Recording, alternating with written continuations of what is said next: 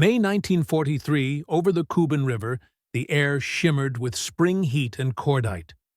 A Soviet fighter came up from below the cloud base, dark against the sun, climbing hard with a sound that was not the thin scream of a yak or the familiar throatiness of a lay GG.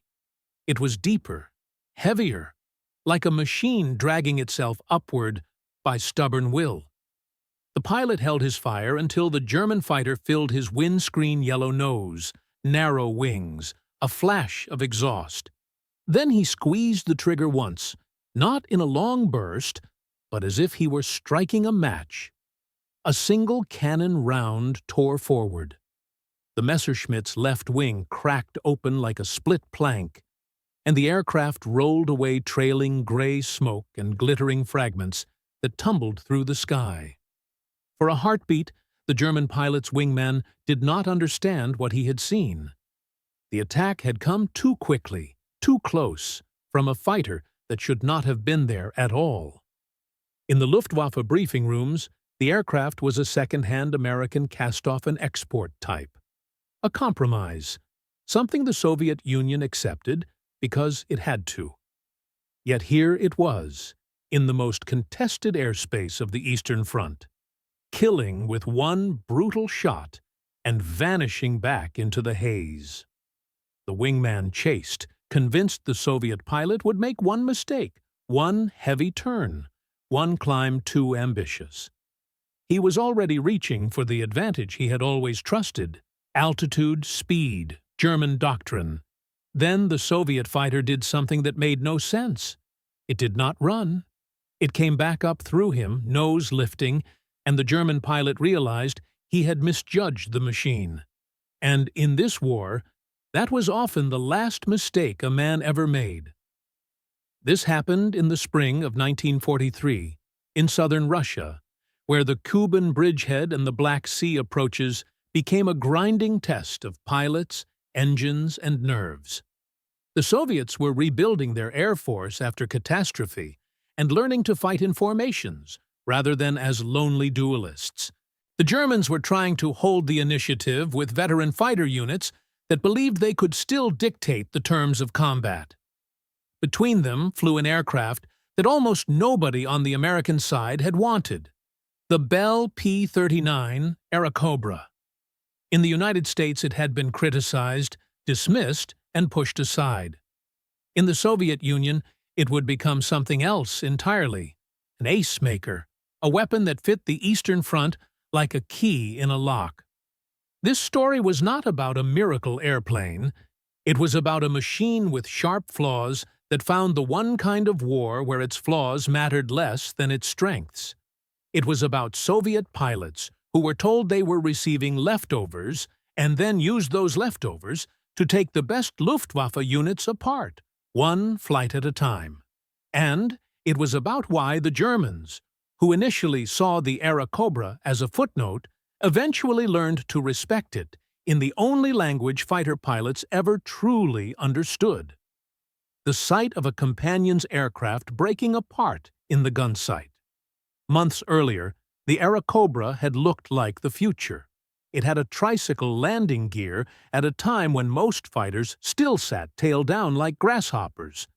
It had a cannon firing through the propeller hub, a weapon that promised to make short work of bombers and armored targets.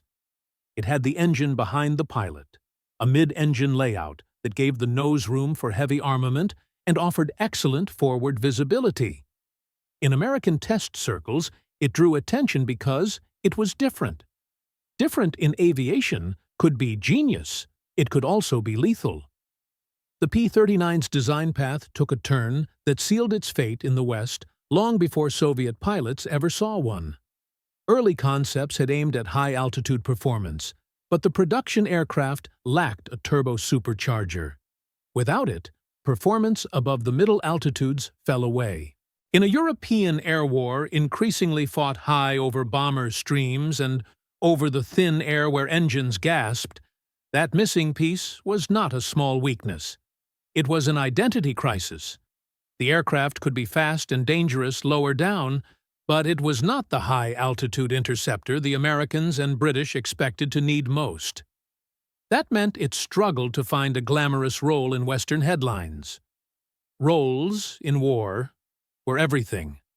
The Airacobra also demanded respect.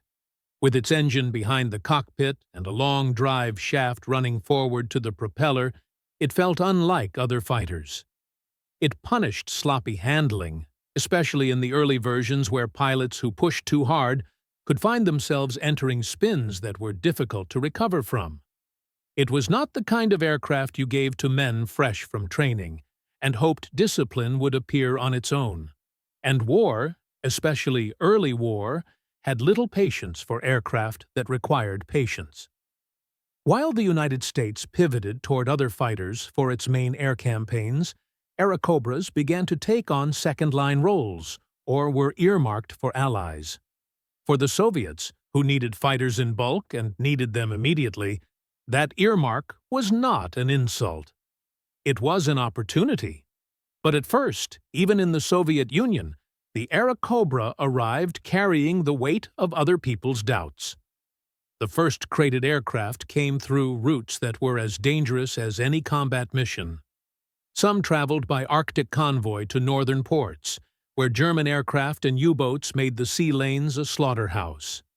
Others came via the Persian Corridor, an enormous logistical artery that ran through Iran and the Caucasus, moving machines and fuel and ammunition toward a front that consumed everything it touched. A fighter delivered by Lend-Lease arrived with fingerprints all over it. The welders in American factories, the sailors in icy waters, the truck drivers in deserts, the mechanics who unpacked the crates with numb hands. Soviet ground crews opened wooden panels and found a cockpit full of unfamiliar gauges, labels in English, and systems that did not match Soviet standard habits. Radios, in particular, mattered.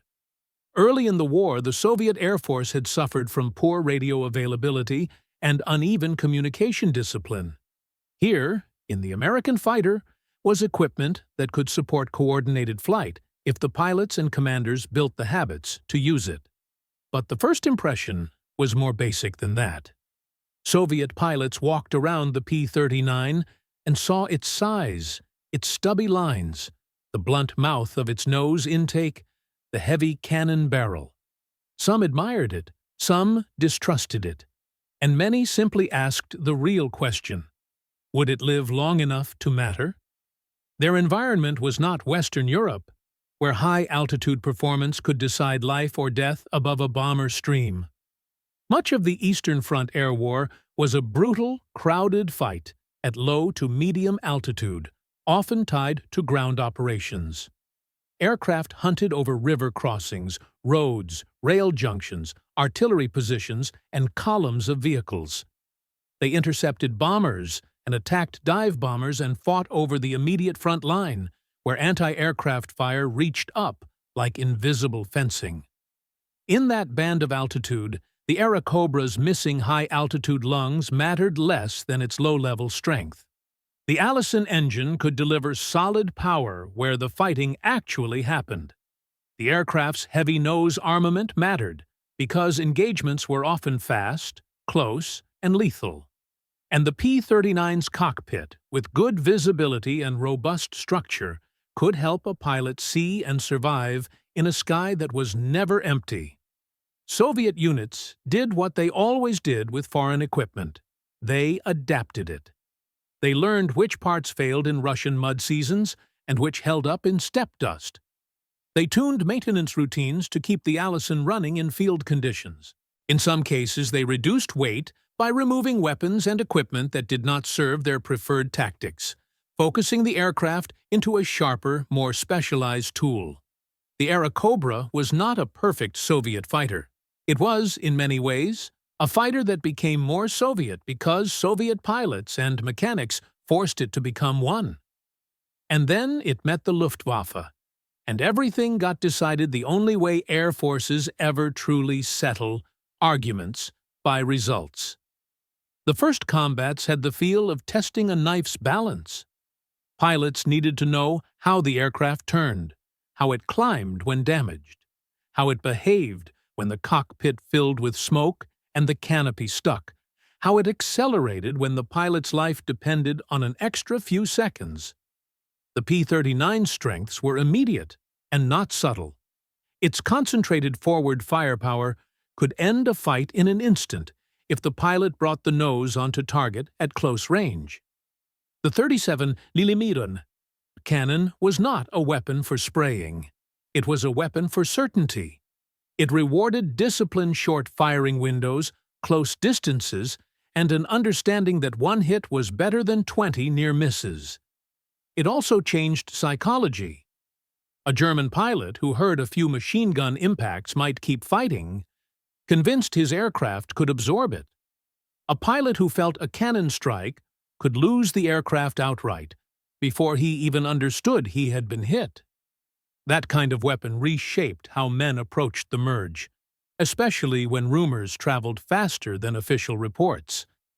The Airacobra's second gift was how it liked to fight in the vertical at the altitudes common in the East. Soviet pilots who understood energy could use it as a climbing, diving predator in a band of altitude where Messerschmitts and Focke-Wulfs could still be dangerous but were not always operating in their ideal conditions. The P-39 was not built to chase enemies into the stratosphere. It was built to kill where the war was happening. The pilots who saw that first became the ones who made the aircraft's reputation. And among them was a man who would define an era of Soviet fighter combat, Aleksandr Pokryshkin.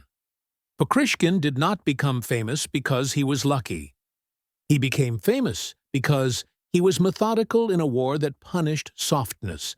He was known for studying combat, for questioning habits, for building tactics out of observation rather than tradition.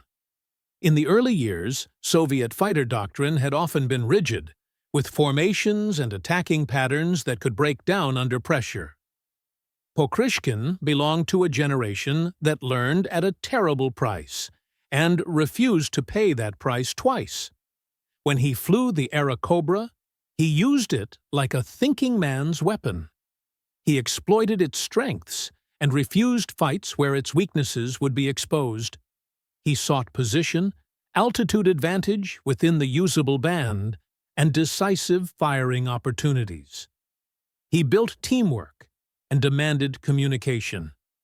That did not make him popular with everyone. Wartime organizations often resisted change, even when change could save lives. But the sky did not care about pride. The sky cared about who returned.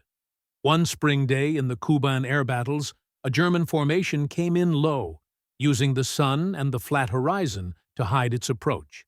The Luftwaffe had veterans in that sector, men who had learned how to draw Soviet fighters down into turning fights, where discipline dissolved into instinct. Pokryshkin's flight did not accept the invitation. They climbed into a position where they could see and be unseen, watching the Germans commit to their run. Then they attacked with the cold timing of hunters. A German pilot saw the first Soviet fighter pass through and assumed it was a yak, light and agile, something he could out-teach in a prolonged fight. He rolled to follow and found his aircraft suddenly heavy with fear. The Soviet fighter did not turn like a yak. It sliced down, then up, then vanished into the glare. When it came back with the cannon. He thought he still had time to correct. He did not. A burst, a shudder, and the German aircraft began to come apart. Later, men on the ground would talk about Soviet fighters that hit like artillery. The Airacobra was not artillery. It was worse. Artillery was impersonal. This was a pilot looking another pilot in the eyes from a few dozen meters and deciding the fight was over. News spread quickly among Soviet units. The Airacobra could do it. The machine that Western crews had shrugged at could stand in the ugliest kind of air war and win. But reputation alone did not keep pilots alive. They had to master the aircraft's quirks. The P-39 could be lethal if mishandled. It could be heavy in certain maneuvers. It could lure a pilot into a climb that looked possible until the engine began to lose what it could not replace. It demanded that the pilot read energy states like a book. The aces who emerged from its cockpit did not simply fly it well. They assembled a fighting system around it, a method that turned the aircraft from loner into centerpiece. Other Soviet pilots did the same. Grigory Rechkalov, operating in the same broad southern theater, became one of the names associated with the Airacobra's rise. The Glinka brothers, Dmitry and Boris, also flew the type and helped burn its identity into the record. Their combats were not always spectacular in the way movies imagine. Often they were short, violent, and confusing, happening in clouds of dust and smoke below, with anti-aircraft fire snapping through the air. But within those fights were micro-stories that carried weight. A pilot returning with the canopy shattered and the control surfaces damaged, landing on a rough strip because the alternative was not landing at all. A ground crew swapping an engine in field conditions because sorties could not stop, and the front did not pause for maintenance. A new pilot climbing into the cockpit for the first time, hearing the unfamiliar engine note, and realizing he was carrying the hopes of people who did not even know his name. Each of those moments built the Airacobra's Soviet reputation more than any statistic ever could. The Germans were not blind. Luftwaffe commanders in the East paid attention to patterns. When losses came in clusters, when pilots reported unusual gunfire effects, when a particular kind of Soviet fighter began to appear repeatedly in critical airspace, intelligence officers took notes. They learned to recognize the Airacobra's silhouette. They learned that below a certain altitude it could be fast and aggressive, especially in the hands of guards units that had hardened into professional killers. German pilots began to adjust, trying to pull fights upward where they believed the Airacobra would fade, or trying to bait Soviet pilots into prolonged turning engagements where the heavier American fighter might be forced into compromise. Sometimes those adjustments worked. Sometimes they did not. The difference was the pilot, not the blueprint. And the Soviet pilots who mastered the P-39 were not men who accepted bait. The Kuban campaigns became the crucible. Air combat there was dense, repeated, almost industrial pilots flying multiple sorties, units rotating, aircraft wearing out under stress. In that environment, the Airacobra's practical qualities mattered. It could absorb damage and still bring a pilot home. It could deliver heavy firepower in the short windows that the chaotic Eastern Front offered. It supported, rather than resisted, the Soviet shift toward better coordination. And it gave Soviet pilots the ability to end fights quickly, which mattered because lingering in any fight over the front invited flak, roving enemy flights, and the slow creep of fuel and ammunition limits. The Airacobra was not a duelist's rapier. It was a close-range execution tool, and Soviet aces treated it that way. One of the most effective Airacobra scenes repeated itself over and over, a kind of Soviet signature. A German aircraft, often a fighter escort or a dive bomber returning to base, would believe it was safe because the air seemed empty. Then a P-39 would appear from a direction that suggested planning rather than chance out of the sun, from below a cloud shelf, or crossing at speed from a blind quarter. The Soviet pilot did not open fire early. He waited until the target filled the gun sight, until the range collapsed, until the cannon shot would land like a hammer. Then the fight ended. The Germans began to fear not just the aircraft, but the style. An enemy you could see was dangerous. An enemy you could not see was worse. The Airacobra, in Soviet service, became associated with ambush and precision. And once an association like that forms, it poisons the mind. German pilots started scanning harder. They tightened formations. They made decisions faster. And fast decision-making in combat is often indistinguishable from panic. As the war moved beyond the Kuban and into the massive offensives of 1944, the Airacobra followed the front. By then, it was no longer an experiment. It was embedded in Soviet fighter culture, particularly in elite guards formations that were trusted with difficult sectors. The aircraft's limitations were known and accepted. It was not expected to be what it was not. It was used where it was strong, and it was protected from situations where it would be weak. That was not cowardice. That was professionalism. The Soviet Union, with its enormous industrial output growing and its experience maturing, increasingly fought war as a system. The Airacobra fit into that system as a reliable, lethal component. Lend-Lease itself became part of the story's scale. It was easy, after the war, to reduce it to arguments about numbers. How many aircraft? How many tanks? How many trucks? But in the air war, Lend-Lease had a subtler effect. It provided not only airframes, but time. Time saved on production bottlenecks. Time saved on training transitions when a unit could receive a batch of aircraft and standardize. Time saved when radios and instruments supported coordination. Time saved meant lives saved, and lives saved meant experienced pilots left to train others. The Airacobra's role in the Soviet ace story was not only about its cannon or its engine. It was about being present in the moment when the Soviet Air Force needed a weapon that could help experienced pilots survive long enough to become legends. The aces that emerged from Airacobra cockpits became proof that the aircraft had found its war. Pokryshkin's name carried beyond his unit because it symbolized a change. Soviet fighter tactics becoming modern, disciplined, and effective.